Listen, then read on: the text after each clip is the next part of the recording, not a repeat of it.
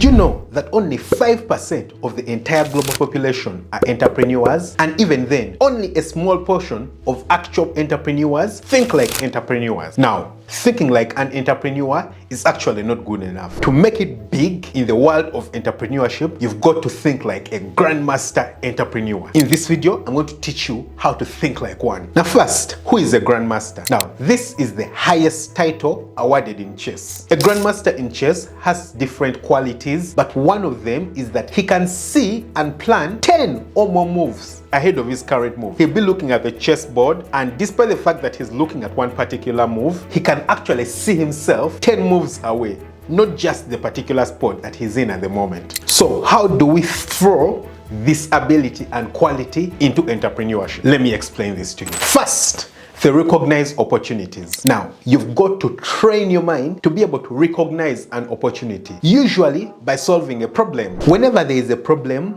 that is an opportunity for someone to provide a solution. And usually, the solution provider actually becomes the rich person. Do you know why in a lot of situations and in a lot of circumstances, times of war are actually times where there is a lot of development in the world? It's because during such times, there's too much stress and too much pain that there's a lot of opportunities to actually come up with solutions. Do you know that a lot of the leaps forward in terms of technological developments happened, for example, during World War I and during World War II? People had to come up with better ways of getting aircraft. People had to come up with more efficient vehicles, more efficient computers, more efficient everything, because such times are very stressing times.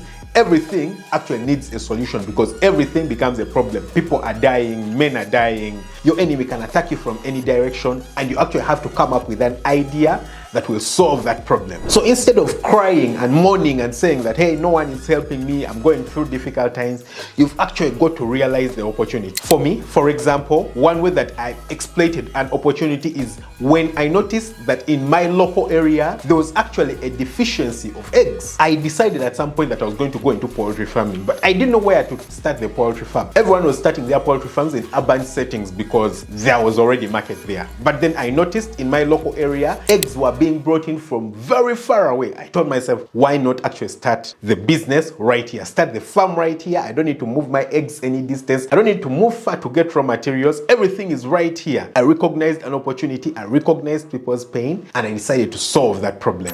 And also sometimes the solution is not in your ability to completely take away the problem, but your ability to decrease the magnitude of the problem. If it was at level 100, if you can bring the problem and the pain down to level 40, you're already solving someone's problem, you've already identified the solution, and you'll actually earn a lot of money for that. So recognize opportunities. Understand that pain is actually an opportunity. Number two, grandmaster entrepreneurs are comfortable with risk. They need to be able to weigh and understand that a lot of times you're going to actually be working in an area and commit your time and effort into things where you're actually not certain 100% of the results. So you need to have fully committed to the idea, and you need to make sure that you develop persistence as a grandmaster entrepreneur for you to actually go through it. Consider people like Bill Gates, for example, when he started Microsoft. He spent days and hours and weeks and months in a small garage, tweaking around things, playing with things, coming up with different ideas. And he believed so much in what he was doing, but there was a lot of risk to it. A lot of the things that he had done, no one had done. He committed his effort and time into something that a lot of people would have looked at him and told him, hey guy, and you're stupid, you're wasting time. So grandmasters are very comfortable with risk, but don't forget that they understand that risk is also an opportunity. You never know what's at the other end of the tunnel, and it could be huge outcomes in terms of what it could do to your wallet. So they are willing to take that path. Number three, they are innovative and creative. In order for you to solve problems in most cases, you've got to go with tools and ideas that are not conventional.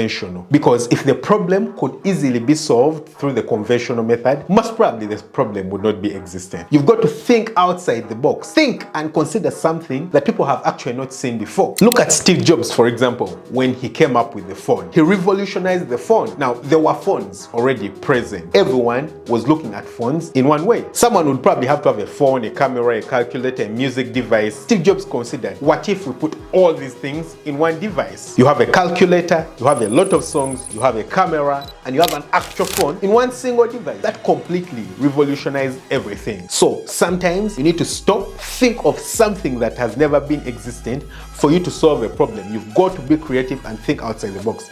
Sometimes it's simply about making a very small tweak to something that was already existent.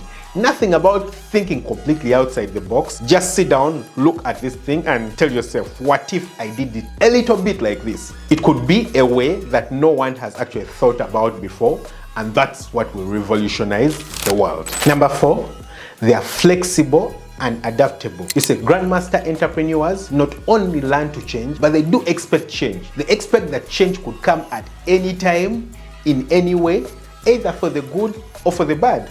It might be a change in the regulation that might give them the edge over everyone else, and just like that, it's something really good that's going to happen to them. For example, when COVID came, a lot of the people who think quickly and are grandmaster entrepreneurs changed their factories, changed everything. They stopped everything that they were producing and they started producing face masks. And just like that, in a few months or in just 1 year, they made millions and millions of dollars. Money that they could never have dreamed of. A lot of other people could never have thought of that. They told themselves that, hey, I'm not ready to change. We're not willing to change.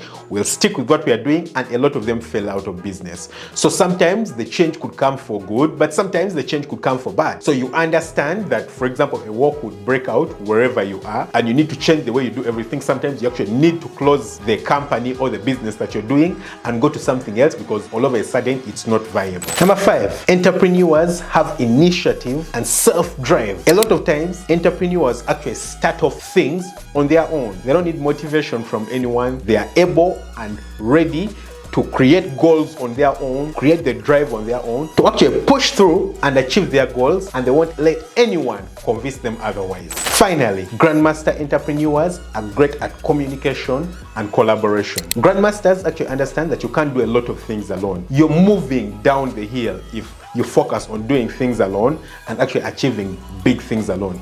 It's very difficult to achieve big things alone. So grandmasters actually understand that you have to be able to communicate your goal, communicate your dream, and share it with others who will actually positively push you down the line. Sometimes it's in terms of finances, sometimes it's in terms of collaboration, whether politically, to make sure that conditions around actually favor you to be successful. The idea is the grandmasters are able to communicate their vision and get others to actually share in their vision and run with them. Sometimes they even get other people to develop more passion and more desire and more drive for the vision than themselves, because they're able to communicate and share this vision and get other people to believe in it like it was their own. I hope you loved this video.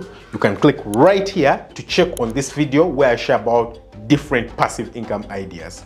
Catch you very soon on another one. Bye-bye.